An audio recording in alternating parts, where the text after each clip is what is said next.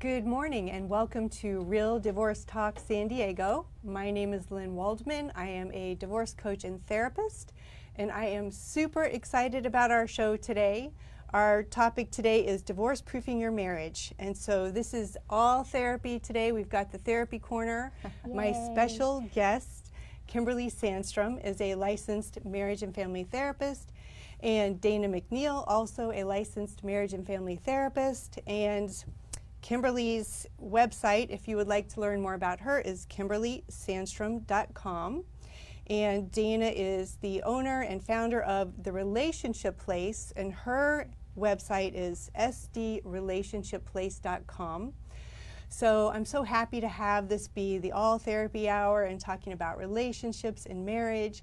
And so, Dana, tell us a little bit about your practice. I understand you use the Gottman method. I'd love to hear more about who you work with. So I have a group practice. It's in Bankers Hill, and we work, the majority of my practice is couples. So 75%, 25% is individuals who have either gone through a relationship, or many of them, and can't figure out why it is that I'm the common denominator and I can't seem to figure out how to make these work. But the work that we do with couples, it's called the Gottman method, and it's based on John and Julie Gottman. For 40 years, they've been researching what is it that makes a healthy relationship. Mm-hmm. How are couples talking to each other? How are they managing their emotions when they start to feel defensive? How are they feeling as if their conversations are productive, so that at the end of the day, they still stay like each other's best friend, which is our goal in our relationship, right? Yes, yes. And so, Kimberly, I understand that you are trained in emotionally focused therapy and EMDR, and that you work with marriage as well as divorce. So tell us a little bit more about your practice and how you work. So I specialize in couples, and my heart is really for helping couples repair after infidelity and major distress. My framework is emotionally focused therapy, which is an attachment-based. Actually, John Gottman and Sue Johnson, who developed emotionally focused therapy, have had lots of panels together. They're pals. So they are pals, they are. And so it's an attachment base. We look at what happens is couples develop a negative pattern between the two of them, and we get underneath that and what's driving those behaviors and help them be able to step out of it. So tell us a little bit more, because it sounds like both of you work with couples, folks who want to look at their relationship, and because our topic is divorce proofing your marriage, what kind of folks come to you? What are they usually saying when they call you? What are they looking for? What the research shows is that the average couple is waiting 6 years before they come to couples therapy. And in my practice, they're often embarrassed, they're ashamed that they have to come to couples therapy. And so one of the things that I like to normalize for my couples is you're not supposed to know how to do couples communication, right? There's no class that you missed in high school, there's no seminar at your job, you were on vacation that week, no. Right? So what is it that we're supposed to be doing is what we learn in couples therapy, and that there's no shame that you don't already know how to do it. In fact, it shows that you want this relationship to work, that you're seeking out new tools, right? If I was a contractor and I wanted to put something up, a picture on the wall, and all I had was a screwdriver, I'm going to go get the tools to do it the right way, right? So that's part of what I'm hearing from couples is we're not supposed to be here. I'm embarrassed. I'm ashamed. You know, I'm sorry that we have to come. And that must be such a relief when they hear that. Of course, you don't have the tools, and it makes sense that you're here. Yeah, we normalize for them. I expect you to be here. The average couple gets in at least one conflict per week. Oh, wow. You're supposed to be here, right? Conflict is because we both have different feelings, thoughts, behaviors, expectations, life experiences. Perfect storm for conflict, right? Yes. It's what we do when we find ourselves here that says everything about how a relationship is going to turn out.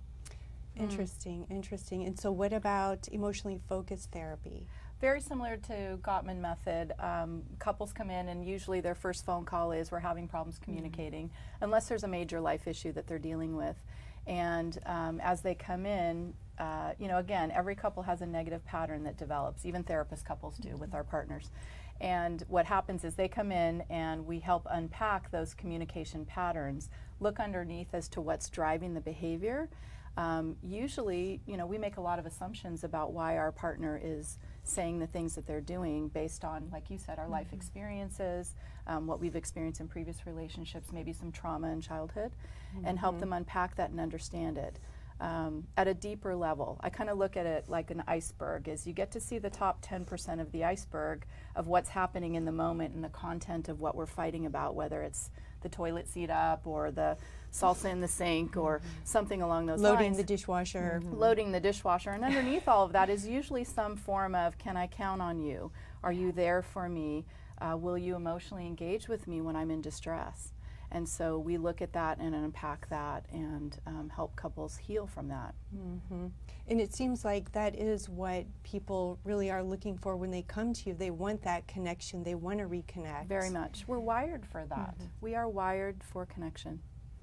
I want to remind our viewers, please write in if you have questions. We're here to answer questions you may have about how you can divorce-proof your marriage, how therapy or counseling may work for you. So please write in with any questions, and even if you're viewing the show afterwards when we're not live, you can still write in with questions. I want to remind our viewers that we have what's called the Divorce Options Workshop. So if you are considering divorce, the Divorce Options Workshop is the first Saturday of every month from 9 to noon in Carmel Valley. If you would like more information about that workshop, you can post a question here on this site and we'd be happy to answer that for you and tell you more about the workshop. So let's hear more about how people can, maybe even before they come to counseling, what are some things that they could do on a day-to-day basis that would, quote unquote, divorce-proof their marriage. From the 40 years of research from Gottman or emotionally focused therapy, what are things that people could just start to do differently now, today, that could make a difference? One of the things that we can do that is often hard to hear is that when I'm starting to feel defensive, if I can find something that I can take responsibility for, not 100%, not saying that I'm the person that caused all the problems, I'm the problem child in the relationship, but is it that maybe I wasn't paying attention when you were trying to talk to me? I was multitasking. I was typing a note on my laptop and you were trying to tell me something important and I was dividing my attention, right? Or maybe I had a rough day. Maybe I was driving home in traffic and I didn't have lunch that day and somebody cut me off and I was already jangled when I came home and I snapped at you. Right? I'm not saying that my partner doesn't say things that hurt my feelings, but if I can say, you know what, I took part in this. Part of the reason that we're in this conflict space is because there's something that I did and I'm willing to own it. And that's really That's a big validating. factor. Yes, a big factor. And validating for the other partner to hear is that taking, my responsibility for what happened or how we had that difficult interaction. Yeah. And what are the statistics about how long-term couples stay together when they do take responsibility or turn toward one another?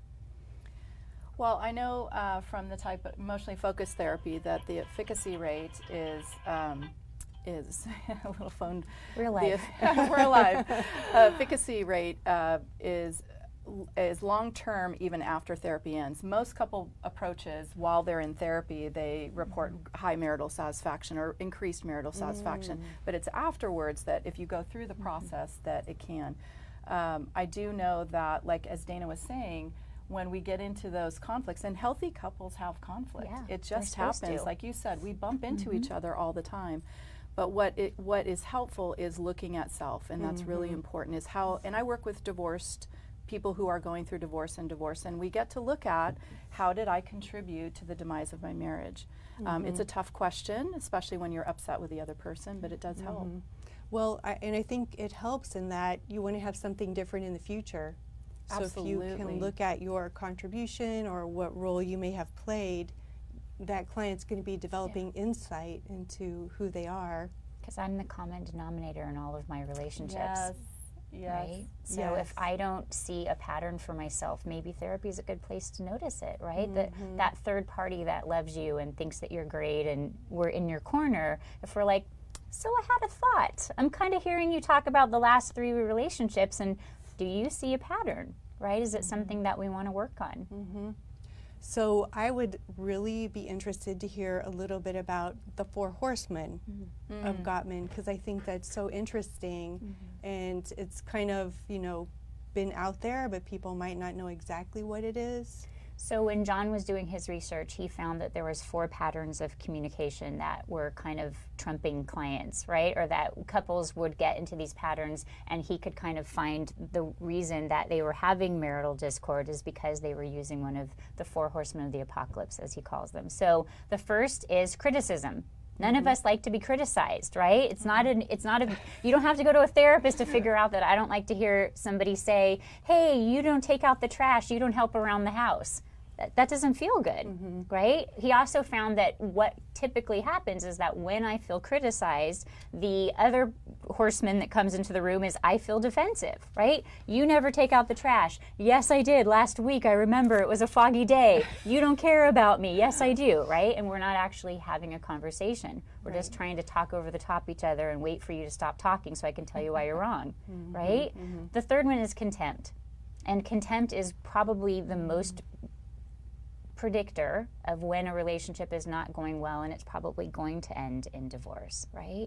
We don't feel good when somebody says you have no value to me. I don't take you into consideration. I don't let anything that you say penetrate my thoughts. I don't let you have any influence on me. And so when there is contempt present, that's one of the biggest predictor that the relationship is going to be having an issue that definitely needs to be addressed in therapy. And then the last one is what we call stonewalling, which is I am so physiologically aroused by the fact that we're in a fight that I can't even look at you, right? I can't make eye contact with you. It's when you see those couples in a restaurant and they're looking at their cell phone like it's the most fascinating thing that they've ever seen. They're looking at the waiter, they're looking at the walls, they're looking at the decor, but they won't make eye contact. If you can't make eye contact with your partner, you're pretty upset. You should probably go take a break, a minimum of 20 minutes to help yourself calm down, and then come back and re-engage. But you have to re-engage. Yeah. And what are some of the statistics or the research with emotionally focused therapy? How has that played out to improve relationships? Absolutely. So emotionally focused therapy is the only couples therapy that's endorsed by the APA, Division 12, I think it is. And they've done longitudinal research behind it following couples over the last 19 years. And while it's a small, if you look at the study sample, it's a small study sample, it does show that satisfaction lasts, I think it's about 6 months to a year for most couples' approaches post-therapy. EFT has created an even longer as they follow up with couples 2 years and 5 years down the road. Couples do come in for tune-ups and things like that. And usually, in my experience, I don't see couples in my practice when they're at the stonewalling place. And it is a matter of value. EFT does look at, do I matter to you? Which can get triggered from childhood experiences, and we look at that. I don't spend a lot of time in the past, but we do spend some time looking at how does that link to how we're attaching as an adult. We're always trying to work out, maybe not always, we're mainly trying to work out in our adult attachment relationships what we didn't get in childhood.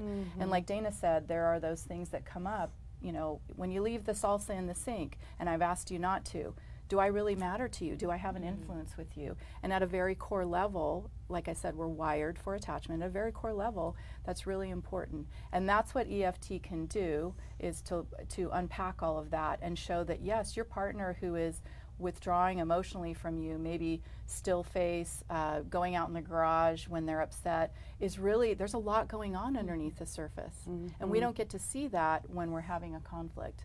The partner who's pursuing emotionally, it can look like a lot of criticism, defensiveness, and they're not getting back what they want, which is, will you come close to me? So it's almost like we have these two souls, and there's so much going on underneath it all. And I mean, it's almost like these waves of emotion that are going on inside these people, and they're both like impacted and knocked around by the waves, and not really knowing that they can connect or how to connect. And like you're saying, I can see that it's from childhood trauma, and it can be just even it doesn't have to be big trauma. It can be, a parent removed their love when they were upset with you, and then when your partner does the same thing, it's very deep, very deep.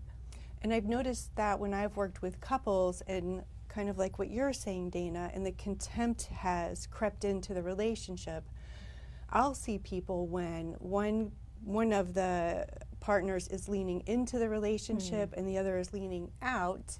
And so I do something called discernment therapy, which allows the clients to look at the state of their marriage. And I understand you also do discernment therapy. I do. Tell us a little bit about that, because I think it's so helpful and interesting.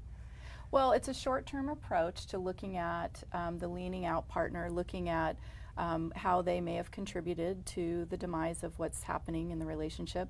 The leaning in partner is helping them to be their best self during this short-term process. It's not couples therapy. They get to decide at the end. It gives them clarity about whether or not this relationship is going to work. And then they decide at the end, do we want to come in and do couples therapy after that, or are we better served by, there's 3 paths, as you know: divorce, divorce and separation, staying the same, which they don't need to come in and pay me to do that. They can do that on their own. But it's great for them to get the realization that, you know what, let's just leave it as is. At least they've looked at the state of their marriage. Absolutely. Absolutely. What do you find, Lynn, when you're doing discernment with couples that are kind of questioning whether or not they should leave or stay? I have found it to be really powerful, because they are kind of like what you guys were saying earlier, each looking at what was my role in this relationship and how we got to this point. And so they each have the opportunity to look at where's my responsibility, and then they share that with their partner.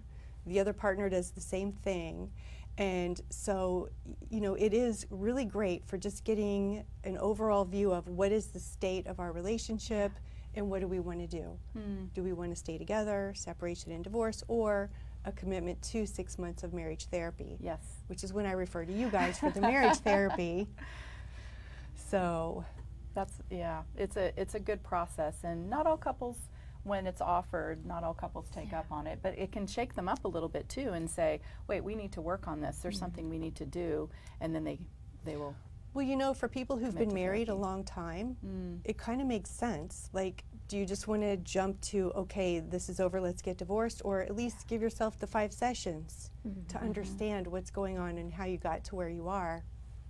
I think one of the things that is also kind of a misnomer about couples therapists is that we have an agenda and that we expect you to stay together. I mean, the reality is that some relationships aren't going to be saved. Maybe it's not a healthy relationship for you, and that coming to process the end of your relationship in couples therapy is probably one of the best things you can do for that relationship, right? That we're not going to push our agenda off on you. If that's what you've decided, at least let us be a safe place for you to come process what does this mean for you and your family.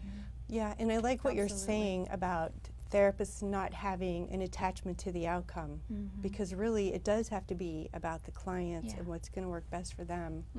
We And honor their what they family. come in. Right. We honor what comes into our office for sure.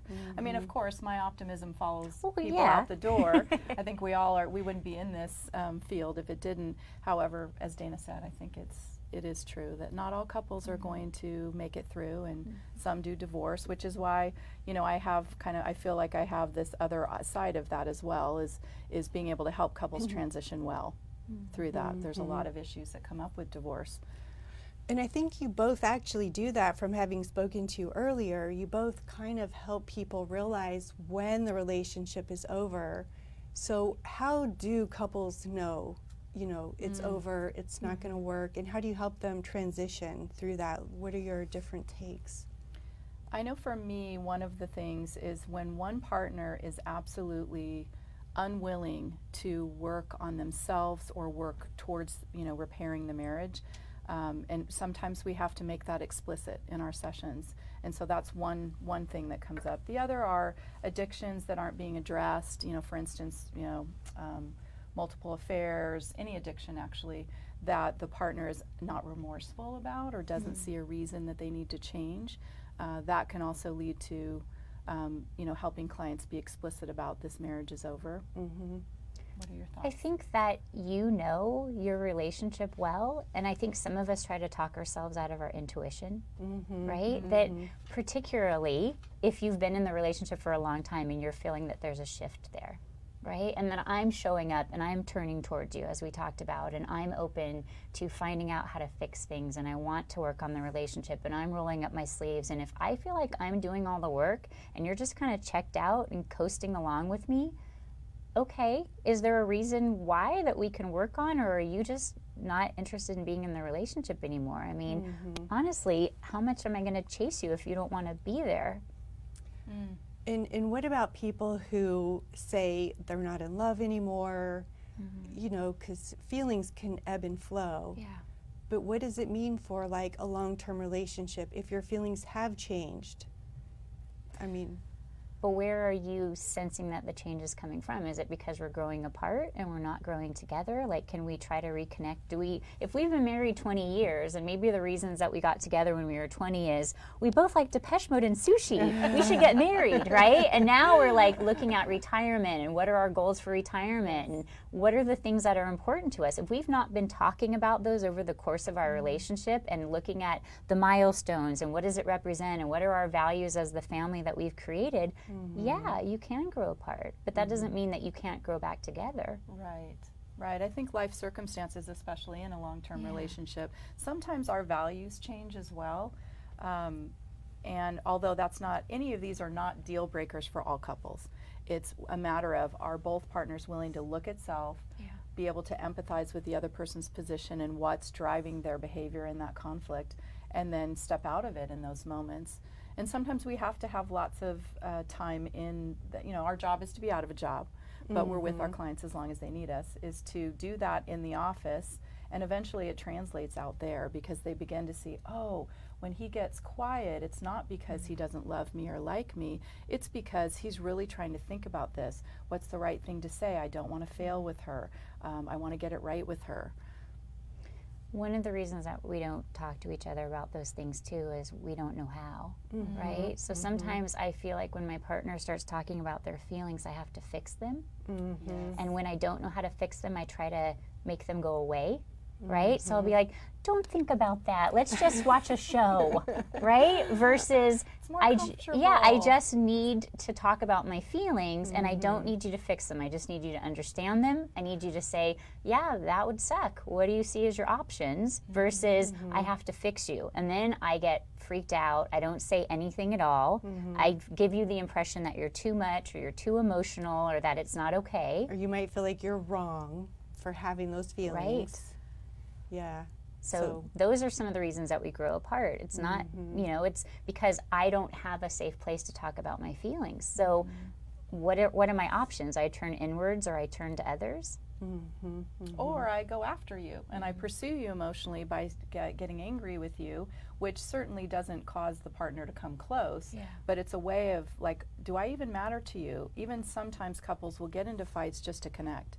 So, looking at that is really important. It does, that emotional upheaval is, on the one hand so damaging, Can be. and then on the other hand, it is getting that emotional closeness, but in a negative way. And sometimes that's when couples come in, like you said, it's been after 6 years or on the average of doing that they really just need some support. So one thing that I hear from people is a concern about the cost of therapy. And, of course, therapy is expensive, just like, anything else that we might want to do. Spending the day at the amusement park, the movies, whatever else, buying a nice car. So how do you feel that therapy fits in with people's priorities and the cost of it, and as far as it's an investment? That's how I look at it, and that's what I share with clients. I look at, if your car was, your car needed some repairs. Maybe you don't do all the repairs in that moment, but you're going to do something to get yourself in the car to drive to work at minimum, right? To drive to the places you need to go. But it is an investment. When we look at retirement accounts, what do? Hopefully, we're starting when we're young. We're investing to get this place that we're a safe place for us to land when we are retired and take care of all of our needs and our finances at that point. I do believe it's an investment. I know you both do too, I really wish that it was more covered by insurance, but that's a whole nother topic. It is expensive, but it is an investment. It's an investment in yourself, just like going to the gym or getting your hair cut or buying a new cool purse, right? I mean, you're not just investing in your relationship, you're investing in yourself.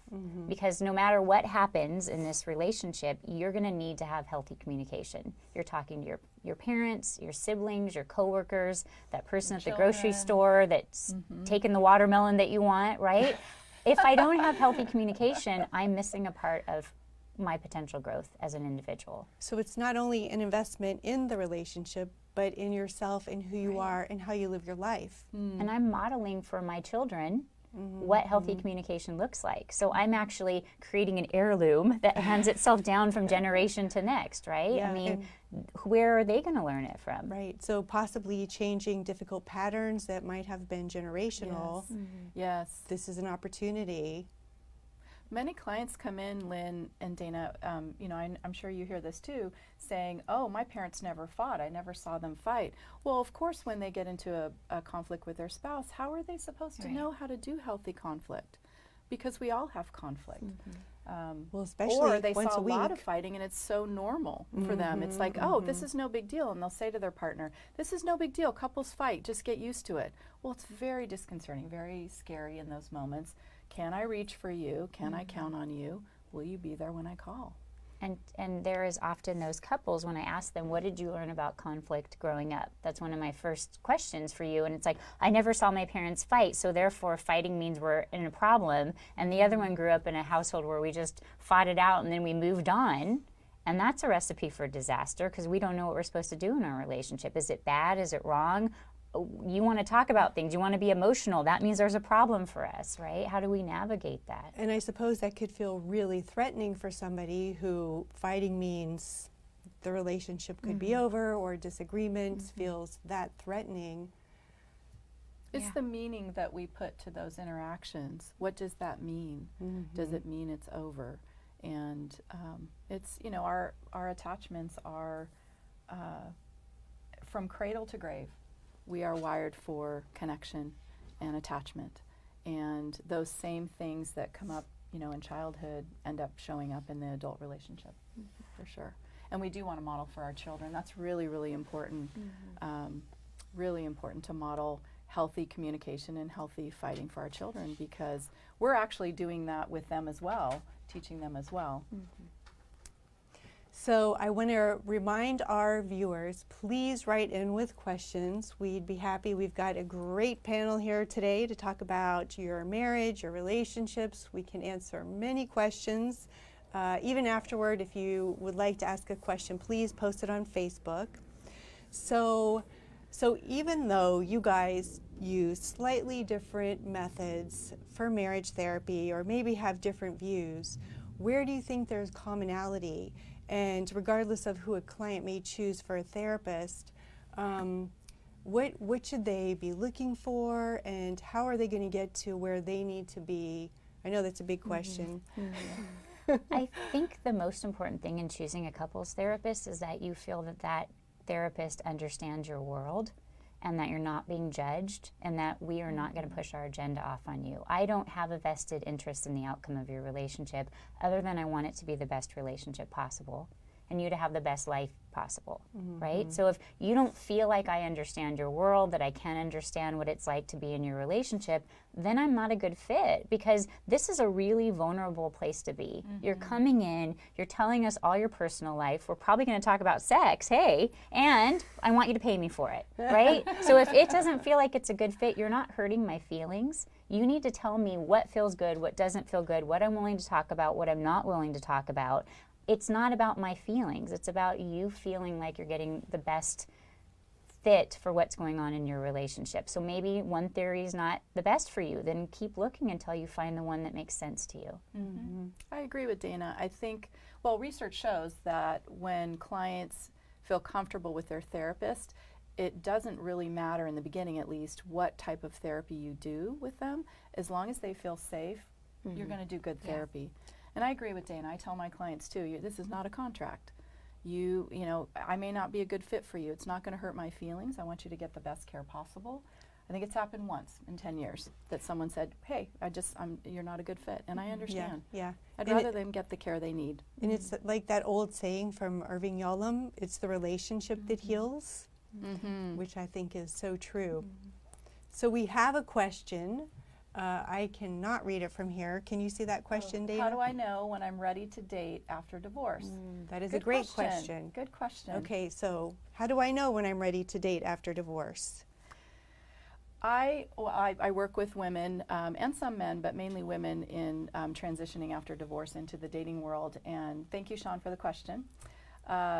And I believe that it's really up to you. It doesn't mean you have to have completely healed from your relationship or your divorce or breakup to be able to get into the dating world. I believe that it's really, it's when you're ready. And there are triggers when we begin to start a new relationship, especially after being in a long-term marriage or commitment with someone. And there are a lot of factors. So I would say it's really, your gut, which of course we don't always trust our gut. And then it's also, have you done some work? Have you done some healing? Have you looked at those patterns that are showing up, or even noticed that there are patterns showing up in those relationships? I'm an advocate for getting coaching along that process. I did that after my divorce, and it's really helped. Coaching therapy to look at that. So that's my answer. Do you have any? I think that my clients who have ended a relationship and want to start dating again, we spend some time talking about who are you again, right? Because I'm used to being Mrs. somebody, and now I have to go back to being me. What is it to be me? If I'm still thinking in the we's, I'm probably not ready to be in a relationship. And a lot of my work with individuals is about setting healthy boundaries, right? One of the reasons that I don't know who I am is because I don't know where I end and you begin. And so sometimes we need to work on some of those issues before you're ready to start dating. I really love that, because that's what I have found too, is that sometimes people, when they've been through a divorce, you're right, they've been married for so long and they've identified themselves as a Mrs. or a Mr. or A wife, a mom, yes, a husband, a dad. Right. So you have to look at, who am I? What are my values? What do I believe in? How do I want to live my life? Because that is going to play a role in how you are in the dating world. And I know people do like to rely on trusting their gut. However, I think sometimes, because we can be emotional, we have to also think about the facts of the situation. That's where I think therapy is helpful, because you do have that unbiased view of the therapist saying, well, hold on, let's look at what your gut is telling you and your emotions, as opposed to what are really the facts of this situation, and how does that fit in with who you are. And oftentimes after a breakup or a divorce, we are in a very vulnerable place, and we want to be in a place of choice. And like Dana said, looking at those, setting healthy boundaries for self, looking at the patterns that may have developed and how we contributed, can definitely help you pay attention to your gut and come from a place of choice rather than a place of, no, I have to have this, I can't be alone, or ignoring the signs of a new partner, things that may come up later as potential problems. Like red flags. Red flags, yes, red flags. Yes. And we tend to do that as we ignore, because this person's being nice to us, or they're telling us that we're beautiful or handsome. And Or I don't want to be alone. I don't want to be alone. That's a huge one. I remember feeling that after my divorce. Yeah, I think that is so big, because it is scary to be alone, and we don't know what the future is going to be. The problem is that I can be with somebody else and be alone. Yeah. And that's actually worst. that's the worst, right? There's no hope. I'm already in a relationship. There isn't searching for one when I'm in that space. I want to be able to handle, I call them dishwasher moments, where you're on Saturday night, you're sitting on the floor in the kitchen against the dishwasher going, I'm okay, I'm alone, it's okay, this is temporary, right? I need to reconnect with who I am. If I can't handle being alone on a Saturday night, I shouldn't be getting into the next relationship. Right. Not ready. That's filling a space. Yes. Not ready. Right. For the wrong reason. Yeah. So we have another question, if you guys can see what that question says. How do I know? You're welcome, Kim. Thanks, Sean.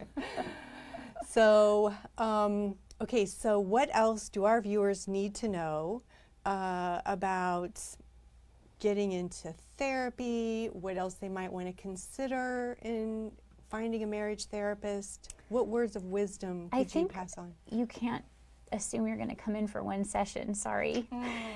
So many couples call and they're like, so, we have a Saturday available. We want to come in and get our relationship fixed. And you didn't get here overnight, right? If it took you 6 years on average to come to therapy, you've been developing those patterns for 6 years. So at my practice, I tell couples that you need to invest at least 10 sessions. Because the first 4, really, we're starting to just know what's going on in your relationship. We're figuring out what your patterns are, what your conflict style's like, what's the situation in your relationship.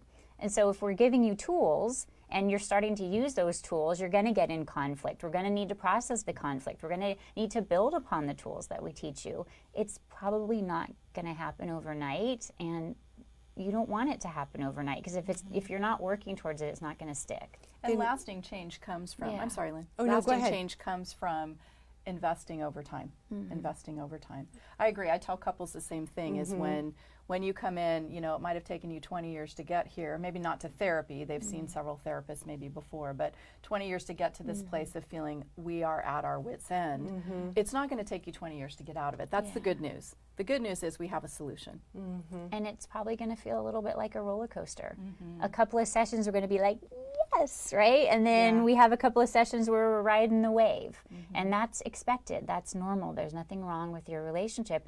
Couples therapy brings up a lot of emotions, and sometimes I need to do individual therapy while I'm in couples therapy, because I've been thinking it's an us problem, and now I've realized, oh, maybe there's some stuff going on for me. Maybe I have some unresolved attachment issues, right? Which is great, because we want those clients to realize their contribution. Absolutely. Because before I can accept responsibility for my part in a conflict, I have to understand my triggers so that I can take responsibility for them. So that when I say, hey, I'm sorry, I realize that this is one of my hot buttons, and that I tend to get a little defensive in these, could you say it a little differently so I can hear it? If I don't know that that's my trigger, I can't ask for that. And Dana, I understand in your practice that you will do a very thorough assessment. So the first 4 sessions are assessments. So the first, you'll come in, you'll meet with the clinician, we'll talk about the history of you. How'd you meet? How'd you fall in love? What's life been like as a couple before you came to visit us? Then the Gottman Institute will send out an online relationship checkup. It has over 400 questions, so it feels a little daunting, but it takes about an hour. And it's going to ask a variety of questions, like, do either of you have a history of anxiety or depression? What were your families like growing up? What was your level of trust and commitment when you entered into therapy? Then you each get an individual session with the therapist. I lovingly call it the vent session, right? And not because you're hiding stuff from your partner, but because you want to come in, you want to talk about, from my perspective, what needs to be fixed in the relationship. And I don't want you to sugarcoat it for your partner. I want you to really say, here's what I'm worried about, here's what, if it doesn't get fixed, it's not going to be okay. Then you come back the 4th session, and from the Gottman perspective, we talk about your strengths, because you have them, but we also talk about what are the things that are happening in your relationship that are causing you issues. And not just any relationship, but your relationship specifically. We have laid out for you what's going on, what needs to be addressed, and then what's our game plan or our treatment plan for you. And then for similarities with emotionally focused therapy, what does that look like as far as what they can expect, what clients could expect? The first couple sessions, very similar. We are doing assessment in the first couple sessions. They're getting to know me and my style. I'm getting to know them, how they got here, some of their relationship history, kind of going back in time. Who or what did you turn to as a source of comfort in childhood, which can make it hard when you're reaching for your partner. Oh, well, I spent a lot of time alone. So, of course, that partner may not know that it's possible or have a corrective experience of being able to reach for someone. I would say the first couple sessions are assessment. I definitely do dive into helping them figure out their negative pattern immediately. We get these bits of information, and EFT is a manualized type of approach to couples, like Gottman is as well. And when I'm doing that therapy, it may not seem like there's a fixed kind of steps and stages, but it's organic as it comes up. And so the first couple sessions, we're getting to know each other. I always recommend to clients, if they're in the driver's seat, to at least the first 4 to 6 sessions to come in weekly, because we build momentum. They're still getting into their negative pattern in between sessions. It gives us a little bit of relief during the session. They can go home and, you know, practice kind of learning about their partner and those kinds of things. And let me ask you guys, as far as your therapy and being therapist and in your training, have there been any kind of like aha moments where it just clicked for you and you were like, wow, this is what I need to do with clients, this makes sense? Becoming a couples therapist, because that's kind of a niche within a niche of being a therapist. Yeah, I was actually in a long distance relationship, and I was like, well, that doesn't statistically seem like a good gig, right? So I wanted to find a couples therapy that we could do before we considered moving in together. So I believe in premarital therapy. I think it's an important first place to start. Why would I want to wait 6 years and create bad patterns that I have to get through? So I did my research, and the Gottman method seemed like the best for my personality, and I couldn't find very many Gottman therapists in San Diego. You are very well known, Miss EFT, right? But the Gottman method isn't as well known in San Diego for some reason. So it really resonated with me. I thought that it worked great for my relationship. We would do the exercises online on the weekends with Skyping each other, right? And and it was great. It really, I have drank the Kool-Aid. I believe in the Gottman method, and I think it's a really important part of my life. So it's what I believe in, and so I'm practicing what I'm preaching to my clients. Wonderful. You can't do this work with clients if you're not doing it yourself. Yeah, For sure. So we are going to wrap up in just a moment. I want to remind you guys to please write in with questions, and we do have our divorce options workshop. The next one is August 3rd at 9 a.m. If you'd like more information, please just post your questions here, and we will look forward to our next Real Divorce Talk San Diego next month. And thanks for joining. Thanks you Lynn. guys. Thank you, Lynn. Thank you. Thanks, Dana. Thanks.